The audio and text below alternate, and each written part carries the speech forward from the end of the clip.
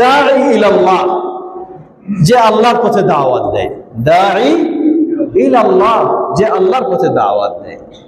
মূলত দাঈ ইলাল্লাহ কে? যদি বলি দাঈ ইলাল্লাহ এই উম্মতে কে, জবাব এই উম্মতের মাঝে সর্বপ্রথম দাঈ ইলাল্লাহ হলেন আমাদের প্রিয় নবী মুহাম্মদ সাল্লাল্লাহু আলাইহি ওয়াসাল্লাম। নবী সাল্লাল্লাহু আলাইহি ওয়াসাল্লাম এবং পূর্ববর্তী সকল নবী রাসূলদের সবচেয়ে বড় দায়িত্ব হলো দাওয়া ইলাল্লাহ। তাদের সবচেয়ে বড় পেশা হলো, মহান পেশা হলো এটি দাওয়া ইলাল্লাহ। সুতরাং এই দাওয়া ইলাল্লাহ এটি একটি মর্যাদার পেশা, এটি একটি সম্মানজনক কাজ। দাঈ ইলাল্লাহ, নবী রাসূল মানে তারা ছিলেন দাঈ ইলাল্লাহ, আর আপনি হবেন সেই দাঈ ইলাল্লাহ। এটি আপনার জন্য অত্যন্ত আনন্দের বিষয়। দাঈ ইলাল্লাহ এর কিছু বৈশিষ্ট্য রয়েছে। কি বৈশিষ্ট্য? যেতে সময় আমাদের সীমিত। দাঈ ইলাল্লাহ এর বৈশিষ্ট্যের মধ্যে তিনটি জিনিস কমপক্ষে আপনার মাঝে থাকতে হবে। ইমাম ইবনে তাইমিয়া রাহিমাহুল্লাহ তিনি বলেন, আল ফিকহু ক্বাবলা আদ-দাওয়া ওয়াল লিনু মা'a আদ-দাওয়া ওয়াস সাবরু বা'দা আদ-দাওয়া। মনে রাখবেন, দাঈ ইলাল্লাহ এর জন্য এই তিনটি মৌলিক গুরুত্বপূর্ণ বৈশিষ্ট্য তার থাকতে হবে। প্রথম হলো আল ফিকহু বা আল ইলমু ক্বাবলা আদ-দাওয়া। দাওয়াতি কাজ শুরু করার আগে আপনাকে এই কোন বিষয়ে দাওয়াত দিবেন সেটার একটা জ্ঞান থাকতে হবে। না হলে হিতে কি হবে? বিপরীত হবে। এজন্য দাওয়াতি কাজের আগে আপনার জ্ঞান থাকতে হবে। কেউ এখন হয়তো আপনি বলবেন যে আসলে দাওয়াতি কাজ করতে পারছি না। কেন করতে পারছি না? যে আমার তো এই বিষয়ে গভীর জ্ঞান অর্জন করা সম্ভব হয়নি। এটি বাতিল অজুহাত। আপনি কিছুই জানেন না, কিন্তু এতটুকু তো আপনি জানেন যে একজন মুসলিমের 5 ওয়াক্ত সালাত ফরজ। এটুকু তো জানেন। এই জ্ঞানে তো আর গভীর পড়াশোনার দরকার নাই। এটুকু তো সবাই জানি মৌলিক বিষয়। তাহলে আপনি বেশি গভীর জ্ঞানের আপনার দাওয়াত দেওয়ার দরকার নাই। আপনি শুধু এটুকু মানুষকে দাওয়াত দেন যে সালাত আদায় করে না, যে 5 ওয়াক্ত সালাত ঠিকভাবে আদায় করো, এটুকু কমপক্ষে বলবেন। অতএব কোনো জানি না বলে এই অজুহাত দিয়ে আপনি দাওয়াতি কাজ থেকে বিরত থাকবেন, দূরে থাকবেন, এই সুযোগ নেই। লা ইউকাল্লিফুল্লাহু নাফসান ইল্লা উসআহা। মাদানী সাহেবদের মতো আপনার জ্ঞান নাই, সেই পরিমাণ দাওয়াত দেওয়া আল্লাহ আপনাকে দায়িত্ব দেননি। আপনার যে পরিমাণ জ্ঞান রয়েছে ওই পরিমাণ আপনি দাওয়াত অবশ্যই দিবেন। অতএব দাওয়াতি কার্যক্রমের আগে দাওয়াতের বিষয়টি সম্পর্কে আমার জানা হতে হবে। দ্বিতীয়, ওয়াল্লিনু মা'a আদ-দাওয়া। দাওয়াতি কার্যক্রম যখন পরিচালনা করব তখন আমাকে হতে হবে নম্র ভদ্র, হতে হবে নম্র ভদ্র। লক্ষ্য করুন আল্লাহ কি বলছেন, যিনি পৃথিবীর শ্রেষ্ঠ দাঈ ইলাল্লাহ তাকে আল্লাহ কি বলতেছেন? আল্লাহ সুবহানাহু ওয়া তাআলা তাকে বলছেন, ফাবিমা রাহমাতিম মিনাল্লাহি লিনতা লাহুম ওয়ালাউ কুনতা ফাদদান গালিদাল কলবি লাম ফাদ্দু মিন হাওলিক। আল্লাহর বিশেষ দয়ায় হে নবী তুমি তাদের প্রতি নম্র ভদ্র হয়েছ। যদি নম্র ভদ্র না হয়ে শক্ত হৃদয়ের হতে তুমি, তাহলে মানুষেরা সবাই তোমার থেকে ভেগে যেত। কেউ তোমাকে ভালোবেসে তোমার কাছে আশ্রয় নিত না, কাছে আসার চেষ্টা করত না। স্বয়ং নবী সাল্লাল্লাহু আলাইহি সাল্লামকে আল্লাহ রাব্বুল আলামিন বলছেন। যার কারণেই আল্লাহর বিশেষ রহমতে নবী সাল্লাল্লাহু আলাইহি ওয়াসাল্লাম ওই ছোট্ট বাচ্চার প্রতি কি ধরনের আচরণ, আর ওই শাসকের প্রতি কি ধরনের আচরণ, আর পুরুষের প্রতি কি ধরনের আচরণ, আর নারীর প্রতি কি ধরনের আচরণ, আর তার কর্মচারী খাদেম আনাস রাদিয়াল্লাহু আনহুর প্রতি কি আচরণ। আনাস রাদিয়াল্লাহু আনহু কি বললেন, আমি 10 বছর তার খেদমত করেছি, কিন্তু আমাকে কোনোদিন তিনি বলেননি তোমাকে এই দায়িত্বটা দিয়েছিলাম কেন পালন করলা না। আল্লাহ, 10 বছর কেটে যাওয়া এইভাবে এত সহজ নয়, এত সহজ নয়।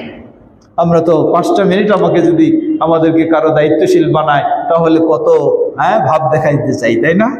কত ভাব দেখাইতে চাই যে আমি দায়িত্বে আছি, তুমি এখানে এই করবা সেই করবা, কত রকমের ভাব দেখাইতে চাই। কিন্তু আনাস রাদিয়াল্লাহু আনহু সাক্ষ্য দিচ্ছেন 10 বছর আমি রাসূল সাল্লাল্লাহু আলাইহি ওয়াসাল্লামের সেবা করেছি, কোনোদিন আমাকে জিজ্ঞাসা করেননি কেন তুমি এই চার্জ করেননি, এইভাবে কেন তুমি এই কাজটা করলা। সুতরাং নবী সাল্লাল্লাহু আলাইহি সাল্লামের স্বভাবটা সেই ছিল। লক্ষ্য করুন সহিহুল বুখারীর হাদিস, নবী সাল্লাল্লাহু আলাইহি ওয়াসাল্লাম ঘরে আছেন, হঠাৎ কয়েকজন ইহুদি নবী সাল্লাল্লাহু আলাইহি সাল্লামের সাথে সাক্ষাৎ করবেন এ মর্মে অনুমতি চাইল। আয়েশা রাদিয়াল্লাহু আনহা তিনিও বাসায় রয়েছেন। নবী সাল্লাল্লাহু আলাইহি সাল্লাম অনুমতি দিলেন তাদেরকে ভিতরে আসার। তারা ভিতরে আসলো, ভিতরে এসেই সালাম দিল। কি সালাম? বলছে আসসালামু আলাইকুম। হ্যাঁ, কি আসসালামু লানা, আসসালামু আলাইকুম, আসসালামু আলাইকুম, আসসালা নয়, আসসালামু আলাইকুম। এর অর্থ হলো আপনার ধ্বংস হোক। নবী সাল্লাল্লাহু আলাইহি সাল্লামের কাছে এসে সালাম দিচ্ছে এইভাবে যে আপনার ধ্বংস হোক। নবী সাল্লাল্লাহু আলাইহি ওয়াসাল্লাম, সুবহানাল্লাহ, কি হিকমত তার মাঝে, কি আদর্শ তার মাঝে।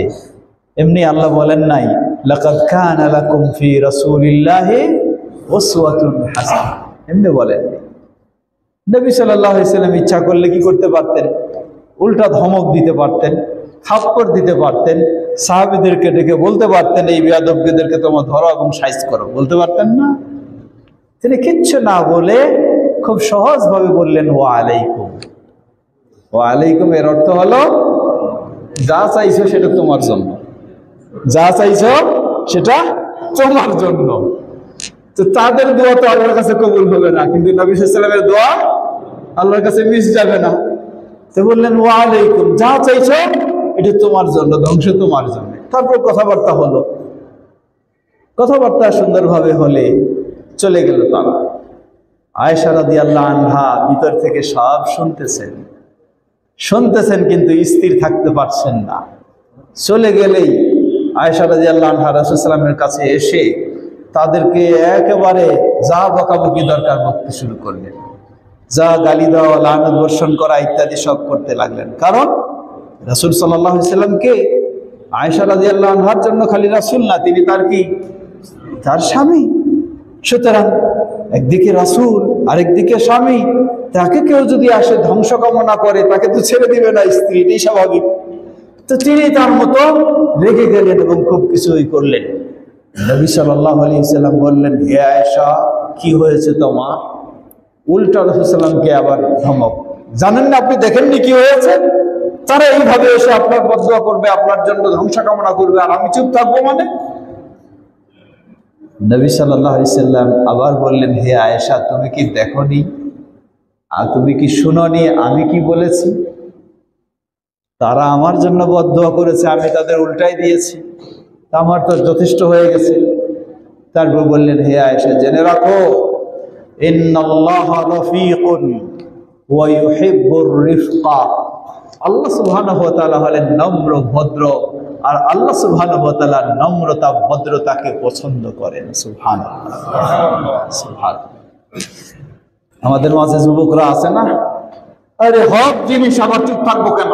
হ্যাঁ, কি আমি হক কথা বলছি আবার চুপ থাকবো কেন? চলবে, আমার মুখের চেয়ে কি চলবে? হ্যাঁ, বলে না কি হাত থাকতে মুখ কেন, মুখের চেয়ে হাত চলবে বেশি না। হাত চলবে চলার মতো যখন সময় আসবে তখন, কিন্তু সব সময় আপনি খালি হাতকে আগাবেন না। আগে সহজটা দিয়ে আপনাকে কি করতে হবে? ব্যবস্থা নিতে হবে। যখন সহজ দিয়ে ব্যবস্থা হবে না, কঠোরের প্রয়োজনীয়তা রয়েছে, তখন আপনি কঠোর হবেন, কিন্তু ডাইরেক্ট প্রথমে কঠোর নয়।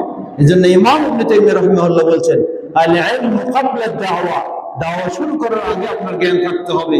ওয়াল লিনু মা'a দাওয়া, দাওয়াতি কার্যক্রম পরিচালনার সময় আপনার মাঝে নম্রতা ভদ্রতা থাকতে হবে।